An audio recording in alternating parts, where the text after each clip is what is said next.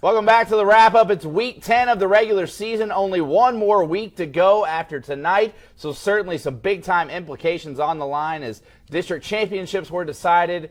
Playoff spots are being fought for. There's a lot on the line in week 10 as we still have tonight and next week to go. But before we jump into our game of the week tonight, which had a district championship implication, we have a big announcement for the News Channel 10 Sports Department. Yeah, we certainly did. I just want to say thank you to the viewers for kind of sticking with our sports department here. I know we've had a lot of changes, but I wanted to announce that DJ Azell is going to be our new weekend sports anchor. Super excited to have him a part of the team.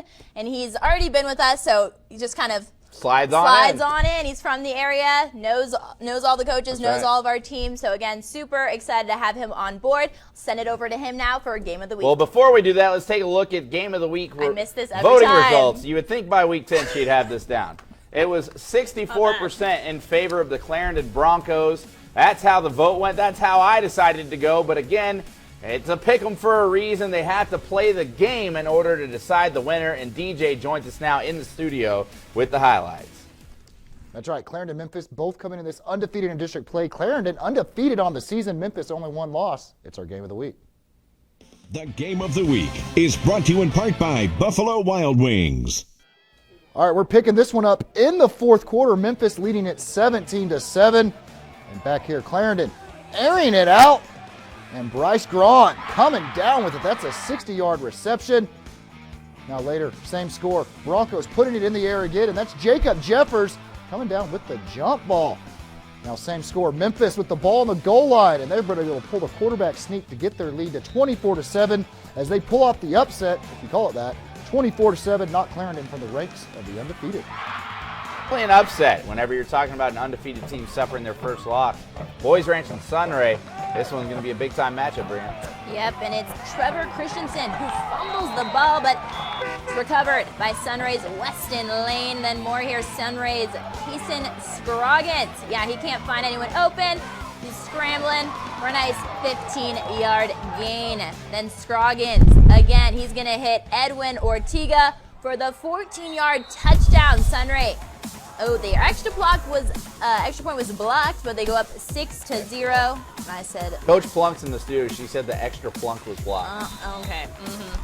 And Scroggins gonna hit Xavier Jimenez for a 10-yard gain, and then Scroggins again goes back and he hits Jimenez for a 4-yard score as Sunray blanking Boys Ranch tonight, 41-0. Now let's take you to Wellington. Hosts. Oh, that's a nice little shot there. Whoa, creative. Artsy. Gotta give a shout out to Logan Clark, our photographer, on that one. All right, they're taking on Crosby and Wellington. Jose Telez off to the races. He makes his way into the end zone, put Wellington up by 7 here, and then the Rockets in the red zone, trying to stretch their lead, but Crosbyton's Tim Childress takes a pass that deflects off his helmet, and he is back into the hands there for the interception. Then second quarter here, Crosbyton takes it deep, and it's picked off by Wellington's James Kilgore. Look at this kid go all the way back for a pick 6. Right out special. Yeah, and then Wellington getting the win over Crosbyton, 56-7. Let's go now to Panhandle taking on Sanford. Fridge, we got there in the third quarter. Anthony Rangel with the football for the Eagles, and he's going to pick up 5 yards, eventually brought down by Leighton Lamberson. Panhandle was out in front 28-0 when we got there. But here comes Fridge still with the football.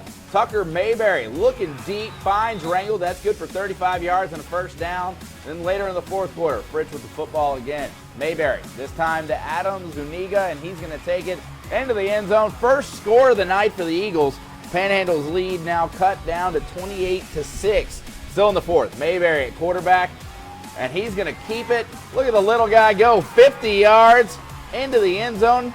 Struggling with extra points. It was 28-12 at that point. Panhandle out in front, and the comeback falls short as Panhandle holds on to get the win by a final 28-12. Let's check out some more scores from around 2A. You can see that Stratford picks up a 7-point win against West Texas High. Booker and Groover getting down in the northern part of the Panhandle. The Greyhounds blanked Kiowa's 46-0.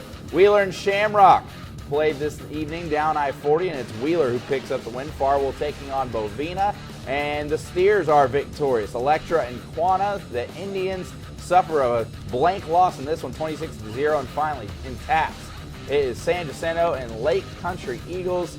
Still looking for a score on that one. We'll text Joey and Reese, see if we can get one for you. And if not, we'll get you hooked up later in the show. So be sure and stick with us. We've still got a long way to go. We've still got to navigate our way through 3A, then down to 4A. Once we get past 5A, again, we're going to talk to head coach of the Tascosa Rebels, Ken Plunk. They're on a bye week this week, but hoping to clinch a playoff spot, even though they're idle. We'll have to see how that plays out. Be sure and stick with us. You're watching the wrap-up on News Channel 10-2.